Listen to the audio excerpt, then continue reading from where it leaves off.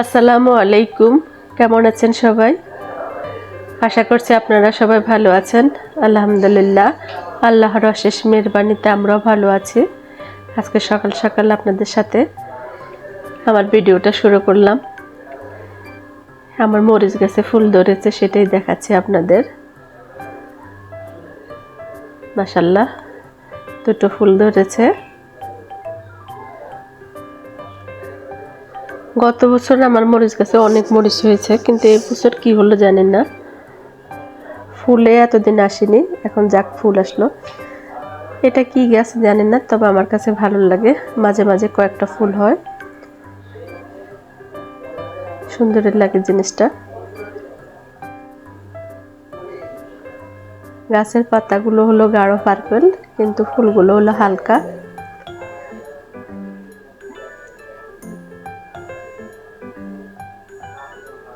এটা তুলসী গাছ। এটা ঠান্ডা লাগলে বেশি পাতাগুলো খেলে ভালো হয়, সিদ্ধ করে বা পাতার রসটা। যত যাই বললো, আমার গলায় আমারও ঠান্ডা লাগছে, কিন্তু আমার আসলে খাওয়া হয় না এই পাতাগুলো রস, বা সিদ্ধ করে রসটা খাওয়া হয় না। এটা নাকি অনেক উপকারী। আমার এই বারান্দাগুলো ভরা গাছ ছিল, এখন আর নাই।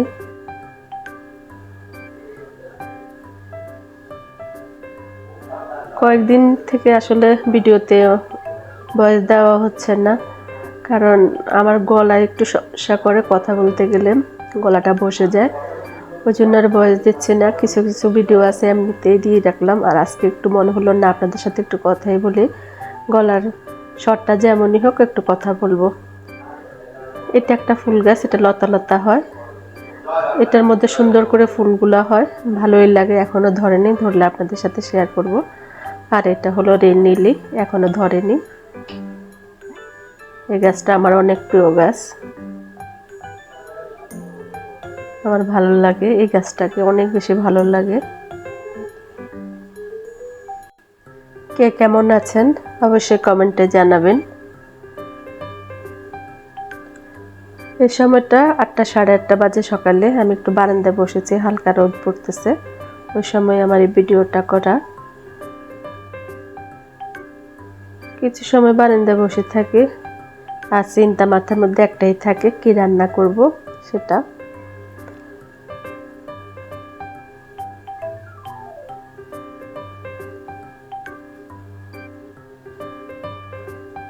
আমরা যারা গৃহিণী, তারা আসলে সকাল থেকে শুরু হয় রাত্রে শোয়ার আগ পর্যন্ত রান্না বান্না, এটা সেটা কি করব না করব এগুলা নিয়ে সারাক্ষণই চিন্তা করতে হয়।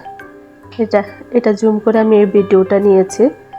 আমাদের বাসা থেকে অনেক দূরে এই গাছটা, ছোট ছোট বাচ্চারা গাছে উঠতেছে। এটা কি ফল? আমার মনে হয় এটা কাউ ফল, কারণ ভিডিওটা যতই আমি জুম করতেছি গাছের পাতাগুলো বোঝা যাচ্ছে না, কিন্তু ফল হয়েছে এখানে লাল লাল। এই যে বাচ্চারা গাছে উঠতেছে, পারতেছে, ওরা এগুলা পেড়ে পেড়ে খায়। আমার কাছে মনে হয় এগুলা কাউ ফলে।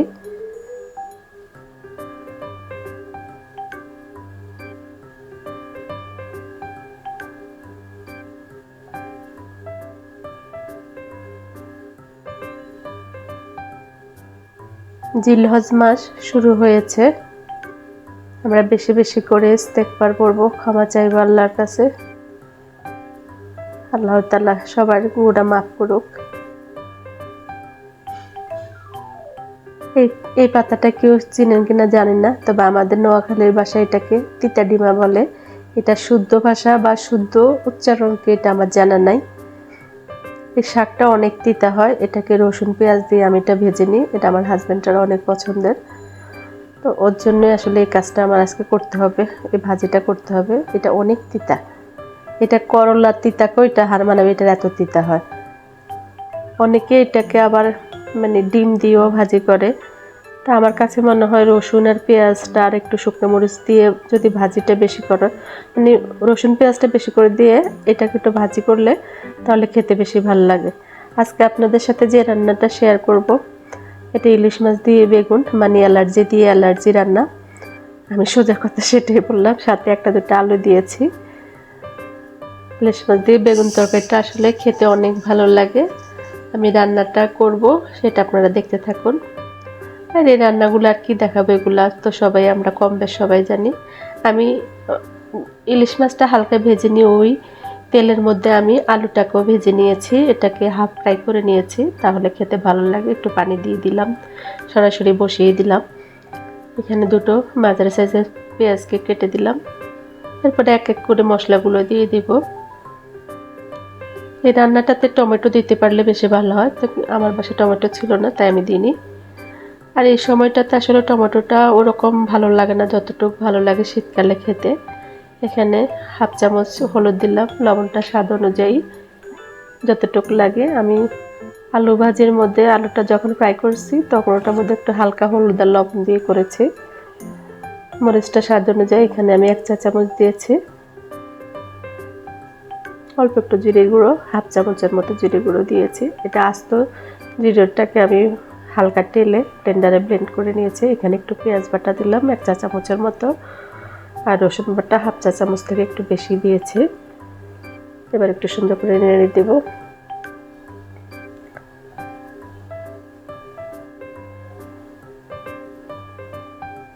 গত বছর এই সময়ে আমরা সৌদি আরব ছিলাম হজ করার উদ্দেশ্যে, তখন এই সময়টাতে সৌদিতে ছিলাম।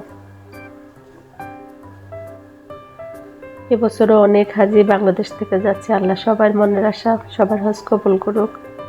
যতজন এই বিশ্ব থেকে যতজন যাচ্ছে বা ওখানে এখন উপস্থিত হয়েছে, আল্লাহ সবার মনের আশা পূরণ করুক।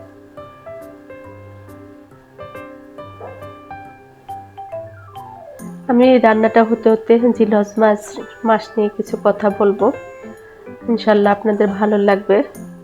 তাহলে দেখতে থাকুন রান্নাটা। জিলহজ মাসের প্রথম 10 দিন অন্যান্য ইবাদতের পাশাপাশি কিছু ইবাদত, কিছু আমল আমি আপনাদের সাথে আজকে শেয়ার করব। এগুলো আমরা দৈনন্দিন কাজের ফাঁকে ফাঁকে সবসময় করব, চেষ্টা করব এগুলো করার জন্য। দুরূদ শরীফ 100 বার, এগুলো আপনারা একটা লিস্ট করে রাখবেন। এই আমলগুলো অবশ্যই এই 10 দিন আপনারা করবেন, বেশি বেশি করবেন। প্রথমে আমি 1 নাম্বারটা বলছি, দুরূদ শরীফ। এটা যে কোনো দুরূদ হবে, 100 বার পড়বেন। তারপরে সুবহানাল্লাহি ওয়া বিহামদি সুবহানাল্লাহিল আযীম, এটা 100 বার। আলহামদুলিল্লাহ 100 বার। আল্লাহু আকবার 100 বার। সুবহানাল্লাহ 100 বার। সুবহানাল্লাহি ওয়া বিহামদি 100 বার। লা ইলাহা ইল্লাল্লাহু মুহাম্মাদুর রাসূলুল্লাহ সাল্লাল্লাহু আলাইহি সাল্লাম 100 বার। আস্তাগফিরুল্লাহ এটা পড়বেন, সব বেশি বেশি আস্তাগফিরুল্লাহ পড়াটা উত্তম। আস্তাগফিরুল্লাহ আল্লাযী লা ইলাহা ইল্লা হুয়াল হাইয়ুল কাইয়্যুম ওয়া লা হাওলা ওয়া লা কুওয়াতা ইল্লা বিল্লাহ, এটা পড়বেন। এটা বেশি বেশি পড়বেন, বা যে কোনো ইস্তেগফার 100 বার পড়বেন। তারপরে পড়বেন লা ইলাহা ইল্লা আনতা সুবহানাকা ইন্নী কুনতু মিনাজ জালিমিন। এই দোয়াটা বড় খতমের দোয়া, এটা বেশি বেশি পড়াটা উত্তম। তারপরে পড়বেন লা ইলাহা ইল্লাল্লাহু ওয়াহদাহু লা শারীকা লাহু লাহুল মুলকু ওয়া লাহুল হামদু ওয়া হুয়া আলা কুল্লি শাইইন কাদির। এটাকে কালিমায়ে সাহরাম বলে, এটাও বেশি বেশি পড়া উচিত, কারণ হজের সময় কালিমা সাহরামটা বেশি বেশি পড়া হয়। লা হাওলা ওয়া লা কুওয়াতা ইল্লা বিল্লাহ, এটা 100 বার পড়বেন। সূরা ইখলাস 3 বার। সাইয়্যিদুল ইস্তেগফার 3 বার। দুরুদ ইব্রাহিম 100 বার, অথবা কমপক্ষে 30 মিনিট পড়বেন, যতবার পড়া যায়। সুবহানাল্লাহি ওয়া বিহামদি সুবহানাল্লাহিল আযীম, এটা পড়বেন। আবার সুবহানাল্লাহি ওয়া বিহামদি ওয়া লা হাওলা ওয়া লা কুওয়াতা ইল্লা বিল্লাহ আল্লাহু আকবার, এটা পড়তে পারেন। আবার সুবহানাল্লাহি ওয়া বিহামদি ওয়া লা হাওলা ওয়া লা কুওয়াতা ইল্লা বিল্লাহ আল্লাহু আকবার, এটা পড়তে পারেন। বেশি বেশি করে আমরা এই দোয়াগুলো যদি একটা লিস্ট অনুযায়ী করে রাখি তাহলে অবশ্যই ভালো। এগুলো আর বেশি বেশি আপনারা কাজের ফাঁকে বেশি বেশি করে আস্তাগফিরুল্লাহ বা ইস্তেগফারটা বেশি বেশি পাঠ করবেন। কালেমায়ে সাহরাম বেশি বেশি পাঠ করবেন। সুবহানাল্লাহি ওয়া বিহামদি সুবহানাল্লাহিল আযীম, এটাও বেশি বেশি পাঠ করবেন। আপনারা অবশ্যই এগুলো চার্ট অনুযায়ী করে নেবেন। আমি আবারও বলছি, আপনারা ওভাবে দেখুন, এভাবে যদি করতে পারেন তাহলে খুবই ভালো। কারণ আমরা যতক্ষণ সময় আমরা অবসর থাকি এগুলো আমরা পড়তে পারি, মুখ সবসময় পবিত্র থাকে। বিসমিল্লাহির রহমানির রাহিম বলে পড়া শুরু করলেই হয়ে যায়। দুরুদ শরীফ যে কোনো দুরুদ হতে পারে, এটা আপনি 100 বার পড়তে পারেন। সুবহানাল্লাহি ওয়া বিহামদি সুবহানাল্লাহিল আযীম, এটা পড়বেন 100 বার। আলহামদুলিল্লাহ 100 বার। আল্লাহু আকবার 100 বার। সুবহানাল্লাহ 100 বার। সুবহানাল্লাহি ওয়া বিহামদি 100 বার। লা ইলাহা ইল্লাল্লাহু মুহাম্মাদুর রাসূলুল্লাহ সাল্লাল্লাহু আলাইহি সাল্লাম, এটাও 100 বার পড়বেন। আস্তাগফিরুল্লাহ আল্লাযী লা ইলাহা ইল্লা হুয়াল হাইয়ুল কাইয়্যুম ওয়া আতুবু ইলাইহি, বা যে কোনো ইস্তেগফার আপনারা পড়তে পারেন। তারপরে পড়বেন লা ইলাহা ইল্লা আনতা সুবহানাকা ইন্নী কুনতু মিনাজ জালিমিন, এটা 100 বার পড়বেন। এটা বড় খতমের দোয়া, এটা সবসময় বেশি বেশি পড়তে চেষ্টা করবেন। লা ইলাহা ইল্লাল্লাহু ওয়াহদাহু লা শারীকা লাহু লাহুল মুলকু ওয়া লাহুল হামদু ওয়া হুয়া আলা কুল্লি শাইইন কাদির, এটা কালেমায়ে সাহারা, এটা বেশি বেশি পড়বেন। এটা হজের সময় খুব বেশি পড়া হয়, এটা পড়াটা উত্তম। তারপরে পড়বেন লা হাওলা ওয়ালা কুওয়াতা ইল্লা বিল্লাহ 100 বার। সূরা ইখলাস 3 বার। সাইয়্যিদুল ইস্তেগফার 3 বার। দুরূদে ইব্রাহিম 100 বার, অথবা কমপক্ষে 30 মিনিট পড়বেন, যতবার পড়া যায় এর ভিতরে।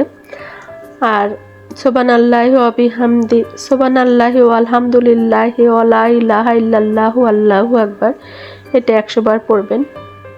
এগুলা পড়া উত্তম, বেশি বেশি করে পড়তে চেষ্টা করবেন, নিজেও পড়বেন, অন্যদেরকেও পড়তে বলবেন।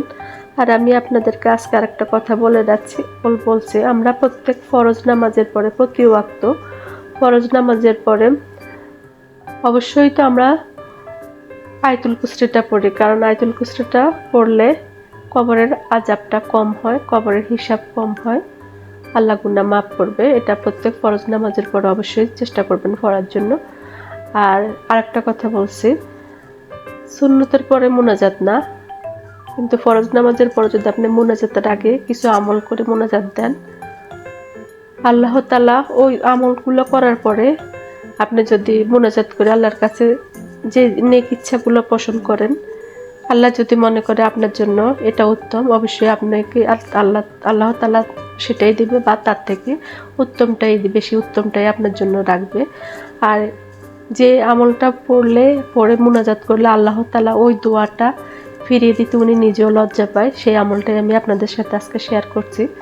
প্রথমে যে কোনো আমল বা যে কোনো দোয়া করার আগে নিজে আগে একটু শুদ্ধ হয়ে নেবেন। আস্তাগফিরুল্লাহ পড়তে হবে বেশি বেশি। আপনি আস্তাগফিরুল্লাহ মনে করেন 7 বার পড়লেন, বা এর থেকে বেশি পড়াটা তো উত্তম। যদি আমি সময়ের জন্য বলছি, কম হলে, সময় যদি কম থাকে বা আমরা মহিলারা অনেক তাড়া থাকে, আপনি আস্তাগফিরুল্লাহ 7 বার পড়লেন। তারপর লা ইলাহা ইল্লা আনতা সুবহানাকা ইন্নী কুনতু মিনাজ জালিমিন, এটা 7 বার বা 3 বার পড়লেন।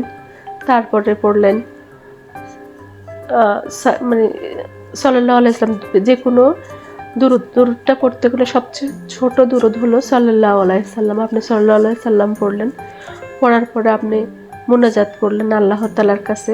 তারপরে আবার সবার সাথে মুনাজাত শেষে আপনি আবার সাল্লাল্লাহু আলাইহি সাল্লাম পড়লেন।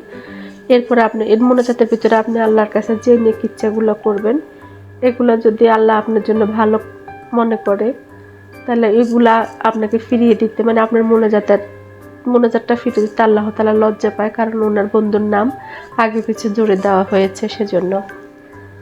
অনেক কথাই বলে ফেললাম। দেখুন আমার রান্নাটাও হয়ে গিয়েছে, মাশাআল্লাহ অনেক সুন্দর হয়েছে, খেতে অনেক সুস্বাদু হয়েছে। আমার ছেলেরা এইটার নাম দিয়েছে অ্যালার্জি রান্না, মানে ইলিশ মাছটাও অ্যালার্জি, বেগুনটাও অ্যালার্জি, সেজন্য ওরা এই নাম দিয়েছে। আমার রান্নাগুলো আপনাদের কাছে কেমন লাগে জানি না, তবে আমি চেষ্টা করি আমি যতটুকু যা রান্না করি আপনাদের সাথে শেয়ার করার। আজকে যা যা রান্না করলাম সেটার কিছু অংশ আপনাদের সাথে শেয়ার করছি। ওখানে বেগুন ভর্তা, ডাল, আর এই শাকটা হলো তিতা ডিমা, আমি যেটাকে বলছি। এটা শুদ্ধ ভাষা বা শুদ্ধ নামটা আমার জানা নাই। এই যে এটাকে রসুন পেঁয়াজ দিয়ে, বেশি করে রসুন পেঁয়াজ দিয়ে একটুখানি ভাজি করলাম। এটা খেতে গরম ভাতের সাথে আসলে ভালোই লাগে, খারাপ লাগে না, তবে একটু বেশি তিতা, এটাতে রক্ত পরিষ্কার হয়। আর এখানে হলো শিং মাছের তরকারিটা, এটা আমার হাজব্যান্ডের জন্য। আর বেগুন তরকারিটা এখনও টেবিলে নেওয়া হয়নি, ওটা নেব, ওটা আমাদের জন্য। আর পাবদা মাছ রান্না করেছি, সেটাও নেওয়া হয়নি, সেটাও নেব। এগুলো হলো আমার আজকে দুপুরের মেনু। যতটুকু যা রান্না করেছি আপনাদের সাথে কিছু একটা রান্না শেয়ার করেছি, কিন্তু বাকিগুলো আজকে দেখালাম। আপনাদের কাছে কেমন লাগে আমার রান্না বা আমার ভিডিও অবশ্যই কমেন্টে জানাবেন। আপনাদের কাছে যদি ভালো লেগে থাকে তাহলে অবশ্যই কমেন্ট করবেন, আমার পেজটা সাবস্ক্রাইব করবেন, পাশে থাকবেন। সবাই ভালো থাকবেন। ইনশাল্লাহ আগামী দিন নতুন আর একটা ভিডিও নিয়ে আপনাদের সামনে হাজির হব। আমি লিপি, আর আপনারা এতক্ষণ দেখছিলেন লিপিস কিচেন অ্যান্ড ব্লগ। সবাই ভালো থাকবেন। আল্লাহ হাফেজ।